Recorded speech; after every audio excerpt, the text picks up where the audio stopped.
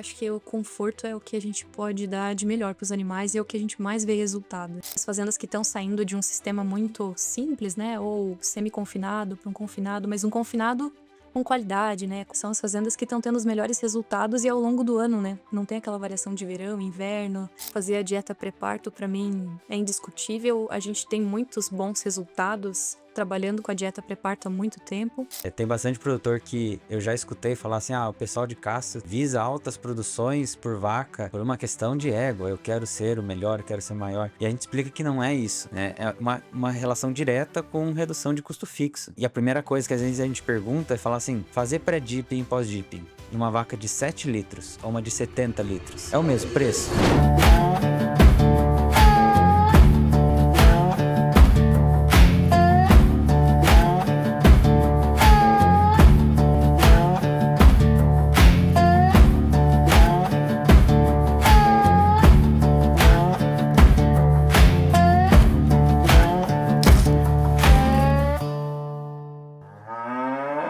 Olá, seja muito bem-vindo ao Rumencast aqui na Cow Talks.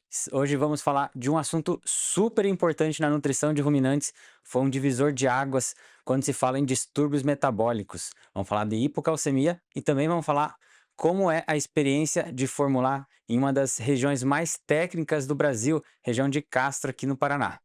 Estamos hoje com a nossa convidada. Seja muito bem-vinda, Aline Milani Filos. É muito bom ter você aqui.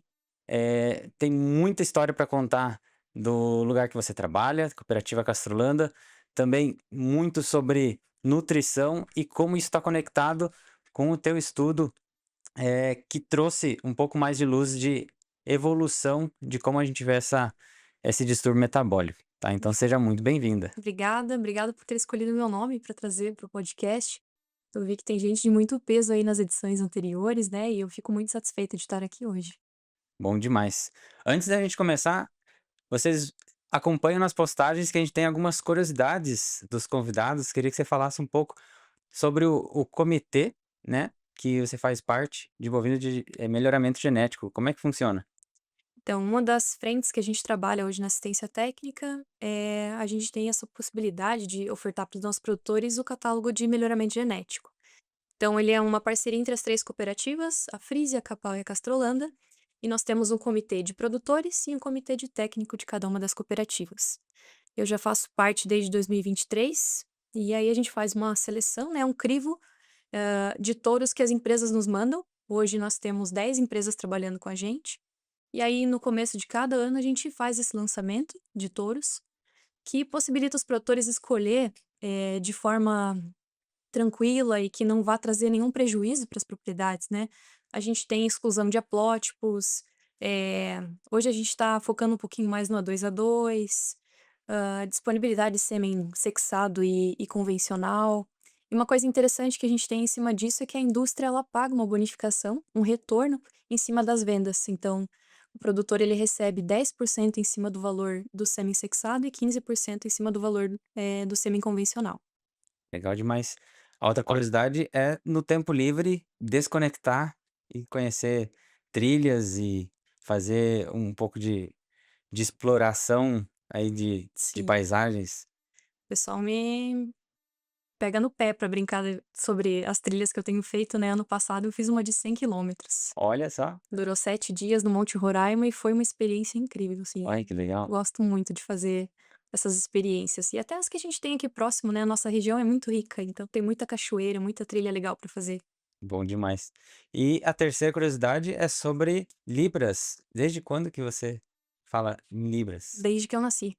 É? Ai, que Meu legal. pai e minha mãe, eles são deficientes auditivos, então o contato com eles sempre foi, através de Libras, né. Então para mim sempre foi algo muito natural, então até hoje eu tenho uma facilidade muito grande de comunicação com o pessoal que é da comunidade surda. Ai, que legal. Você tem como ensinar pra gente como que fala minha paixão é vaca? Sim. Preciso que você olhe para aquela câmera Ai, ai. e manda. Minha paixão são as vacas. Olha só, se você tem que aprender alguma coisa para falar o que que você gosta de fazer, aí, ó, Pode me perguntar. feito. Aline, obrigado por estar participando aqui com a gente. Quando a gente fala de nutrição, quando a gente fala de tecnologia em nível de Brasil, eh, sempre se fala da região de Castro, né, como uma região de muita pressão tecnológica, de alta produção. Como foi teu caminho até chegar a trabalhar na Castrolanda? Tá, a gente fala já da Castrolanda ou começa lá do começo, da universidade? Fala primeiro de como que você caminhou Aham. sua trilha até É, chegar a Castrolanda. eu sou uma menina da cidade, eu nasci em Curitiba, cresci em Curitiba, eu tenho familiares que moram no interior e que têm a agricultura familiar, né, que tem todas as culturas dentro da fazenda, mas ainda assim não era algo que eu imaginava para trabalhar, né. E na universidade, antes de entrar, né, para prestar o vestibular, a UFPR ela tem aquelas feiras de profissão, e aí os colégios levam a gente para as feiras de profissão e eu me apaixonei pela zootecnia, uns 3 anos de prestar o vestibular. E aí eu estava focada naquilo que eu queria zootecnia, e todo mundo me achava meio louca, né, querer sair de Curitiba e tal, mas eu tinha certeza que era daquilo que eu queria, e quando eu entrei no primeiro ano de faculdade foi um choque. Falei: "Nossa, não é isso que eu quero". Eh, Tem que estudar cálculo, tem que estudar física, bioquímica, a gente não tá preparado para isso e nem maduro o suficiente, né. Foi o primeiro Com choque certeza. e acho que foi um grande amadurecimento, assim, foi muito legal que aí eu falei: "Bom, vou esperar esse primeiro ano passar, né, e vou ver o que os próximos anos me esperam". E aí durante a universidade eu fui fazendo estágio curricular, a iniciação científica também foi abrindo os meus olhos pra zootecnia, e aí lá na frente consegui fazer a monitoria com bovinos de leite, e aí começou a paixão pela atividade. Mas assim, logo que eu saí da universidade eu fui trabalhar com cães e gatos, né, que era a primeira oportunidade que me apareceu. E aquilo não pegou no coração, assim, não me satisfez. Não fez o coração cantar. Não. Aí eu decidi voltar para o mestrado, voltar para a universidade, e aí foi mais um salto de amadurecimento, porque o mestrado é muito jóia, assim, o quanto que a gente amadurece estudando, porque aí é você por você, né, você que tem que fazer ali a sua parte, então também acho que foi mais um salto de amadurecimento grande, e aí a gente vai falar depois um pouquinho sobre o estudo que eu desenvolvi no mestrado, né. Não, bacana demais. Sobre a cooperativa, né, quando a gente olha a cooperativa Gastrolanda, parece e muitas outras cooperativas aqui da região, parece que você tá em outro país, né. Sim. E quando a gente vê a fundação dela em 51, né, quanta história que deve ter a cooperativa. Queria que você Esse falasse um pouquinho. A gente está comemorando 75 anos da cooperativa, né. E é muito interessante porque a gente ainda tem contato com os primeiros, descendentes que vieram da Holanda, eles têm uma história muito joia para contar.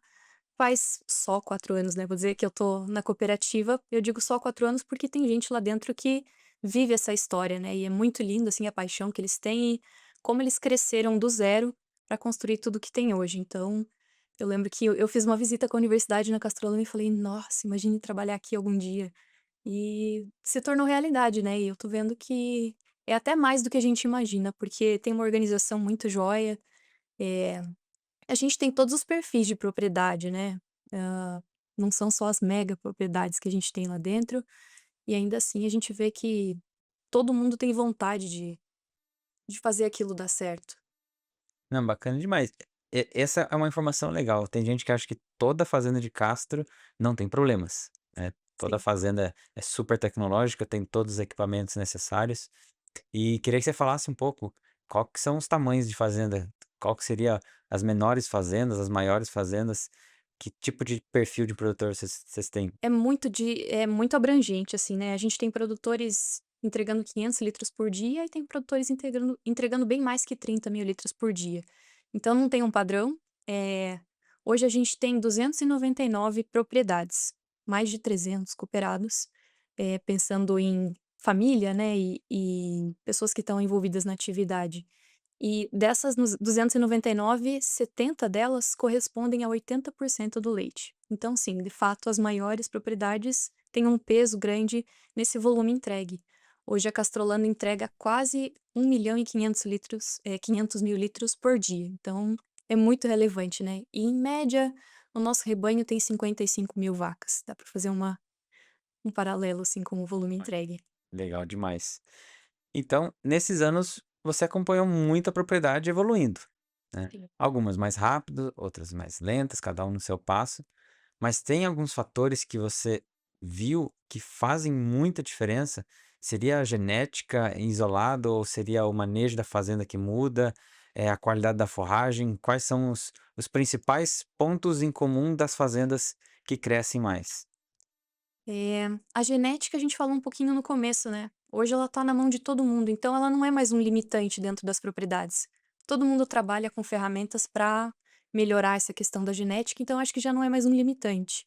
A nutrição ainda assim é uma coisa que a gente vê que tem essa variação dentro das propriedades, mas uma coisa que a gente tem hoje de ferramenta, de suporte, é o time agronômico, que direciona híbrido de milho e qual híbrido vai melhor em qual área, e isso faz muita diferença. Até mesmo na produtividade, na conta final do produtor, né. Então hoje a gente está trabalhando com híbridos de altíssima digestibilidade, muito amido, aqui até acaba sendo um desafio para a gente trabalhar, né, no dia a dia, mas assim, eu ainda acho também que a nutrição é uma coisa que tem avançado e também está na mão de todo mundo. E o que eu vejo das propriedades que mais crescem é quem leva aquilo como uma empresa, como, eh uma empresa rural, né, quem tem visão de gerenciamento e quem tem essa ideia de, programação, de futuro, de visão.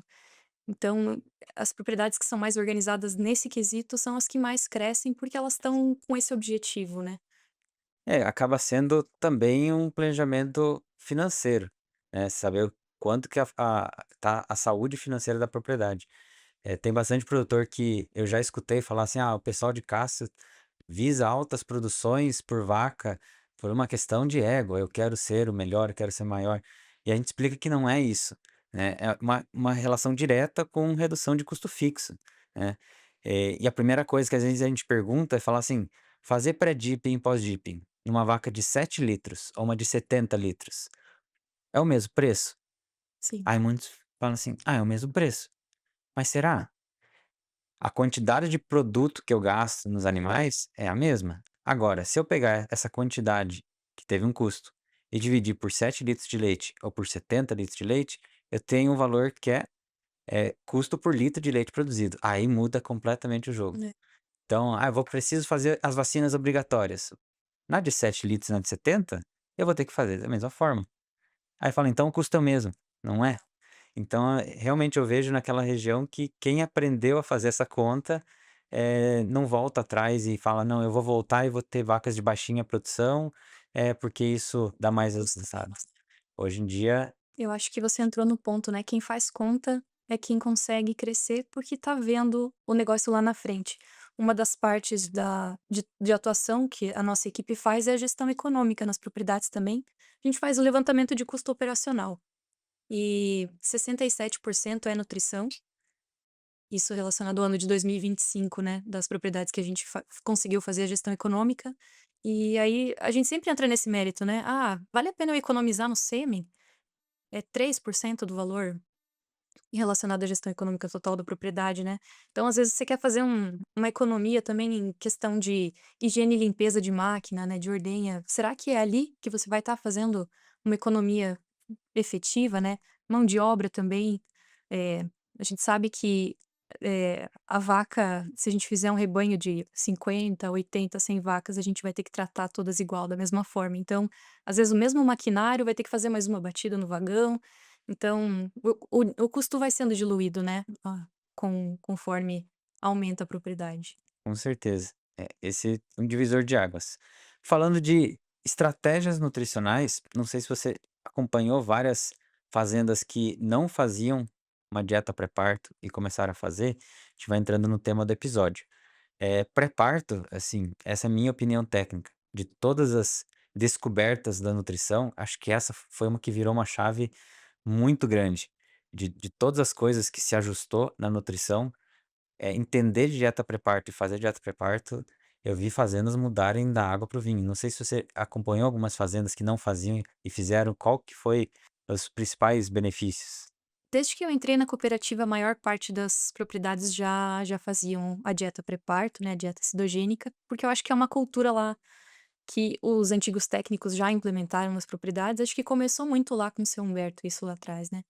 E os produtores têm a consciência, mas muitas vezes, às vezes a dieta pré-parto desalinhou, a gente faz um ajuste e aí a gente vê claramente os resultados voltando a aparecer, né. Ah, questão de doenças no pós-parto, mas também a produção de colostro ali no pós-parto imediato, que é uma coisa que é muito visível, né, eles estão esperando aquela resposta.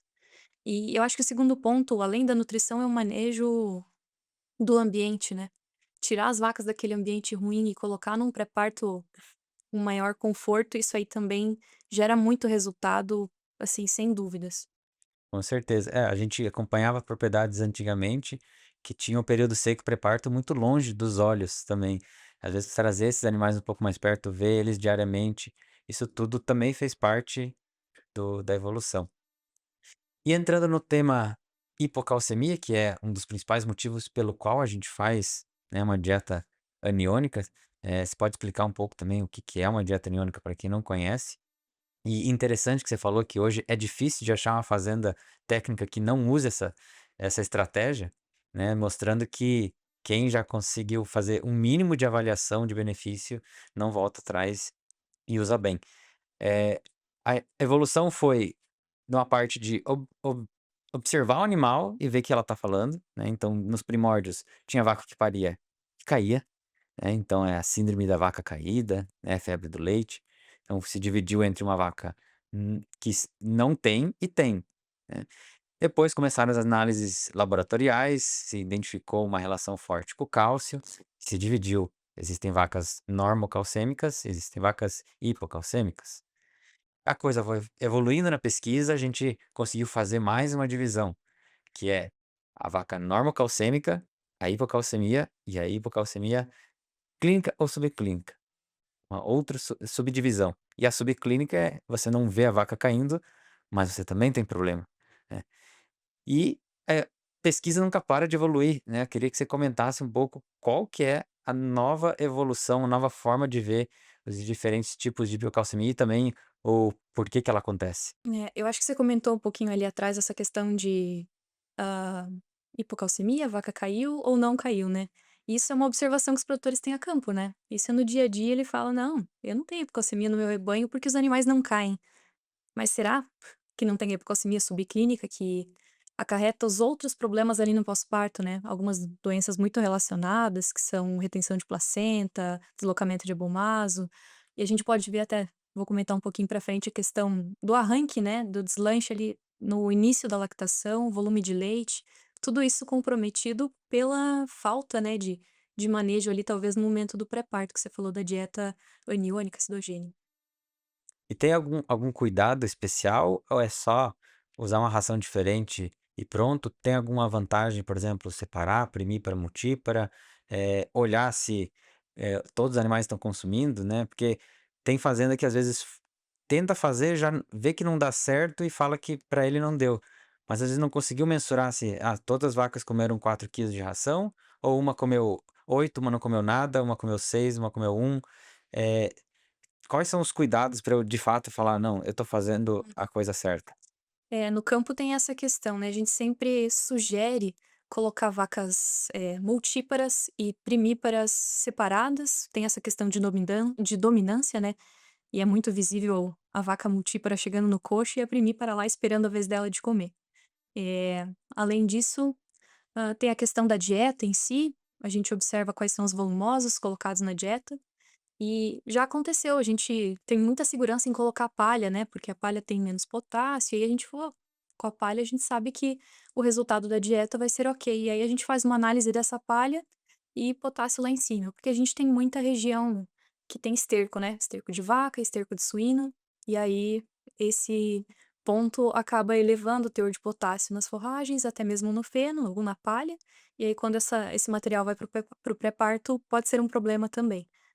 E mais um ponto é avaliar o pH de urina, né, para identificar a efetividade da dieta.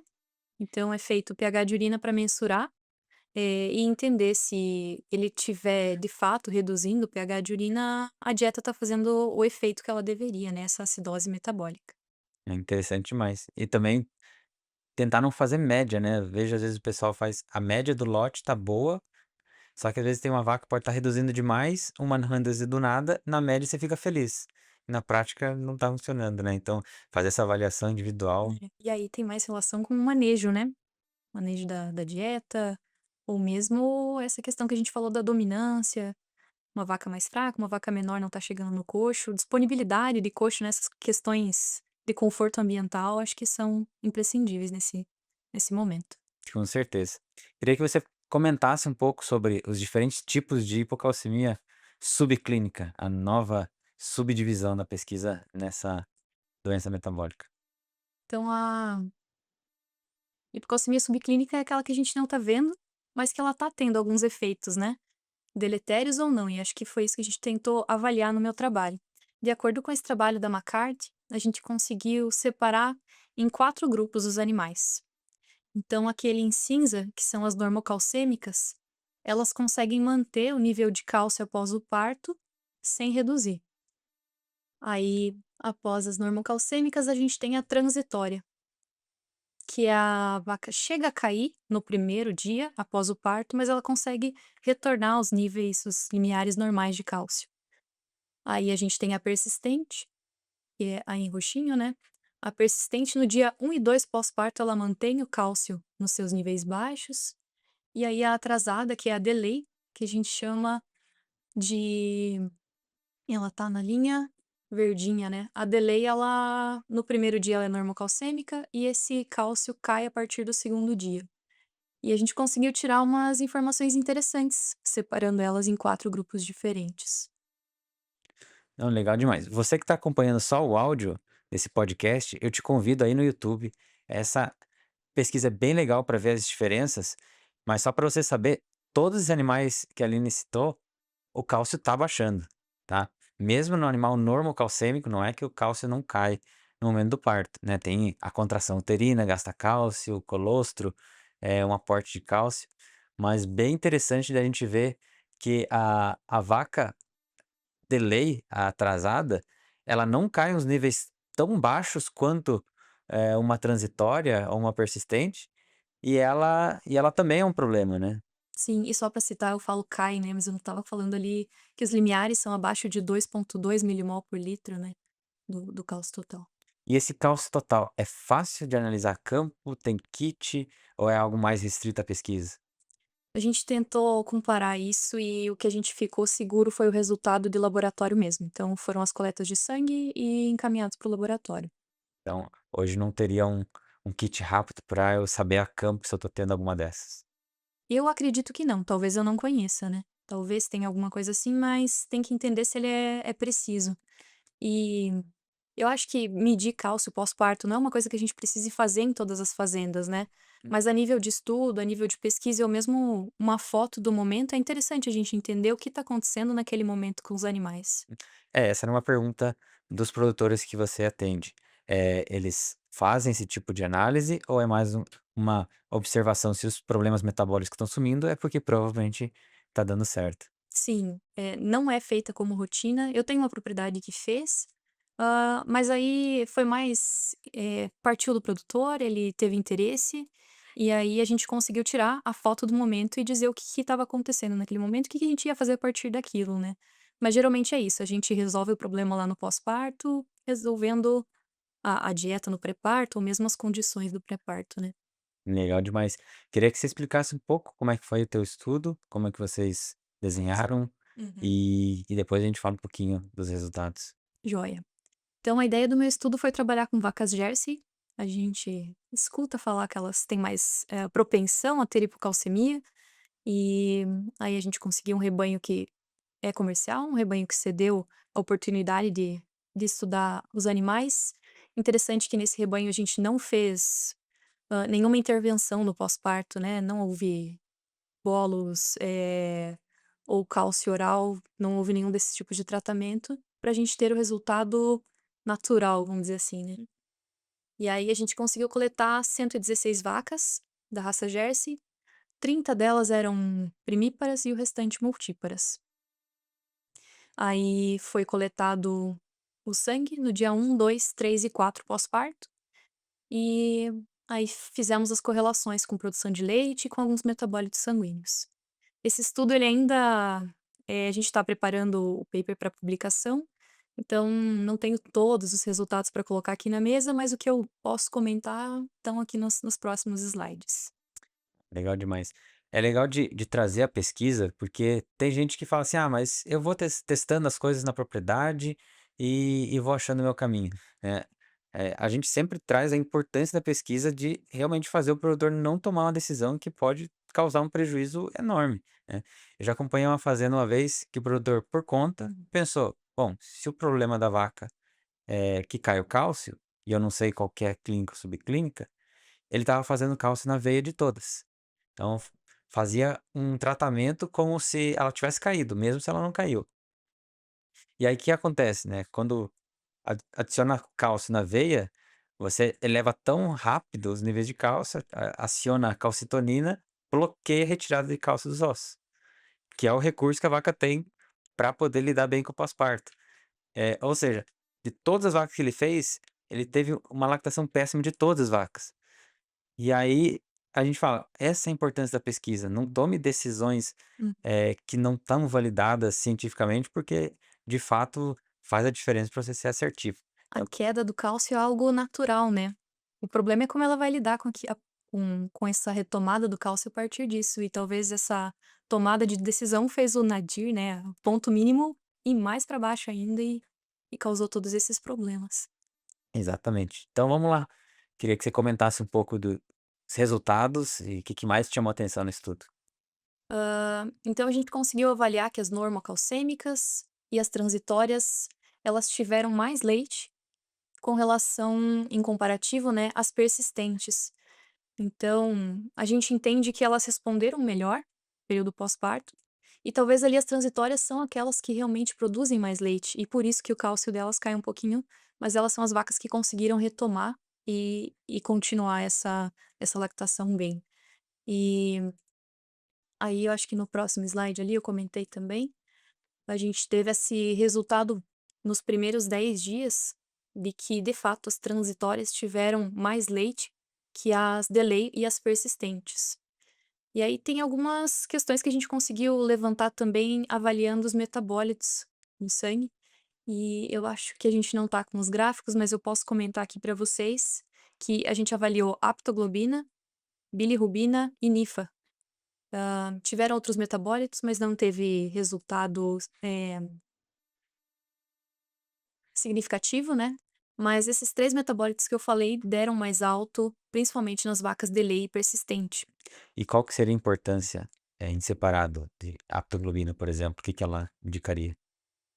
A questão de inflamação, ela é uma proteína de inflamação aguda, né, e indicativo de que as coisas não estão indo bem ali. Então não é só porque o cálcio tá baixo que a partir dali ela vai considerar retomada natural, então talvez isso leve a outros problemas metabólicos também no pós-parto. Então, se ela tá alta, sinalização de tem alguma inflamação Tem alguma inflamação acontecendo. acontecendo, E exato. NIFA, o que que seria? Seria a questão de mobilização, né, e de fato, né, os animais que estão mobilizando muita gordura, eles estão tendo algum problema ali para questão do balanço energético negativo, né, talvez estão consumindo menos, e esse NIFA apresentou maior, principalmente nas vacas persistentes. Não, legal demais. Entender que hipocalcemia subclínica realmente não é toda igual. Dependendo de qual for, ela pode ser uma vaca de elite, que ela simplesmente está produzindo muito leite, isso drena dela, Sim. ou é uma vaca que realmente está com dificuldade metabólica de retomar seus níveis normais. Sim, e a gente conseguiu ver que a transitória nos níveis, dos metabólitos avaliados, ela foi muito semelhante à normocalcêmica. Então a transitória não é um problema, né, como a gente comentou, ela tá acontecendo ali, ela tá seguindo a lactação.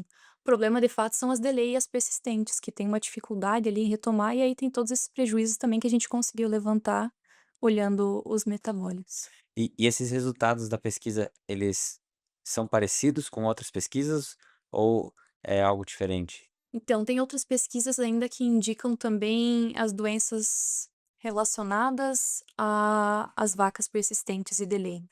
Então, ela tem um potencial maior a apresentar deslocamento de abomaso, retenção de placenta. Deixa eu lembrar agora quais eram os outros. Cetose, provavelmente. Petrose, aham. BHB mais alto. O BHB mais alto a gente não identificou no trabalho, mas também 166 116 animais, né. Talvez se a gente tivesse um N maior, a gente poderia ter tido mais resultado significativo.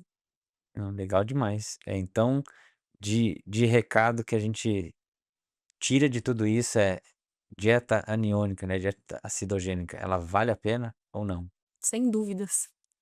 A gente tem resultado positivo, né, nesse rebanho, a gente conseguiu ver a presença de todos os tipos de hipocalcemia, mas a gente não teve resultados de hipocalcemia clínica durante o estudo. Então, a gente sabe que essa dieta no pré-parto estava sendo efetiva, né.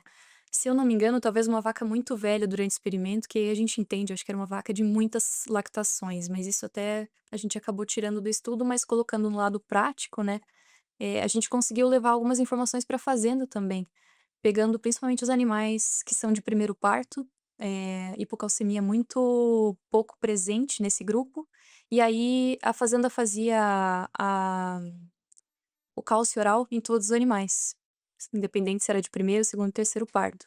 E aí a partir disso a gente acredita que primeiro parto não seja tão necessário quanto as outras lactações subsequentes. É interessante que tem alguns pesquisadores que trazem informação que a dieta aniônica, ela puxa mais leite, né, aquela relação direta econômica, né, se eu fizer dieta aniônica eu vou ter mais leite na lactação, e assim é super significativa em multípara, e me imprimir para ainda tá tentando se entender se ela puxa ou não leite, mas tem bastante estudo mostrando que reduz o distúrbio metabólico. Sim, Então, assim, às vezes o técnico olha o estudo e já chega no campo e fala assim: "Vamos fazer só nas multíparas, porque nas primíparas não tem, resultado". Quando a gente olha as pesquisas, de uma maneira mais, todo, né. total, a gente vê assim: tá bom, os distúrbios metabólicos também podem me custar mais uso de medicamento, e aí a lactação pode ser bem prejudicada caso ela tenha uma metrite mais grave, uma retenção de É. placenta. Eu lembro de ter escutado algumas pessoas perguntando: "Ah, então não precisa dar dieta pré-parto para as primíparas". E tem esses resultados realmente em questão de doenças no pós-parto, talvez não em leite, né, necessariamente, mas todas essas doenças têm custo, né, para a propriedade, então é mais manejo também, é mais dor de cabeça, né, e a partir disso a gente entende que pode ter sim resultados pensando em saúde dos animais. E do que você tem visto na prática, o que que funciona bem para período para fazer um pré-parto, uma dieta cetogênica? Tem um período muito curto ou muito longo? Interfere? A gente entende que períodos muito longos não têm diferença, né, não são significativos. E aí a vaca enfrenta um período maior também com essa dieta, menos palatável, uma dieta mais desafiadora no sentido de consumo, né. Então a gente fala que a partir de 21 dias, 3 semanas antes do parto é o suficiente. Ah, legal. É, alguns lugares que tem desafio de estresse térmico, a gente às vezes usa a estratégia de usar os 30 dias, porque no estresse térmico, se ele é extremo, a vaca pode antecipar parto, né? Então, vou fazer só 21. Se ela antecipar 10 dias o parto, às vezes não vai ter É. tempo suficiente. Então, de cada região tem diferentes Tem estratégias. uma questão de manejo também que a gente entende que algumas propriedades é mais fácil transferir com 30 dias os animais para o pré-parto, isso acontece.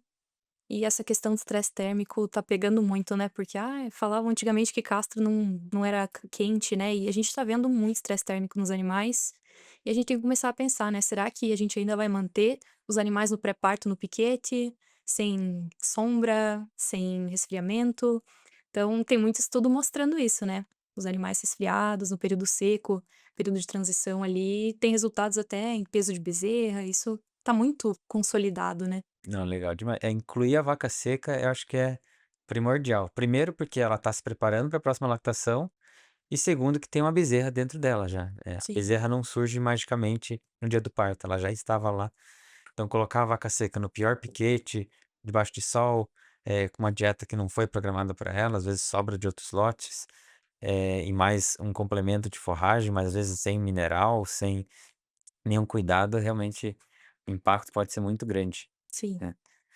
Muito legal. E se alguém quiser conhecer essa região, tem a possibilidade? As fazendas, têm algum programa de visita? Como é que funciona? Então eu já puxo o gancho para fazer o convite pra Agroleite, ela vai acontecer do dia 3 ao dia 7 de agosto.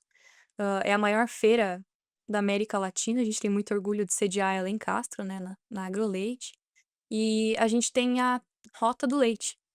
Então, no site da AgroLeite, mais próximo ao evento, são abertas algumas inscrições para fazer visita em algumas propriedades de Castro, e tem de todos os perfis, e essas visitas elas estão bem descritas lá no formulário, e quem tiver interesse é só se inscrever.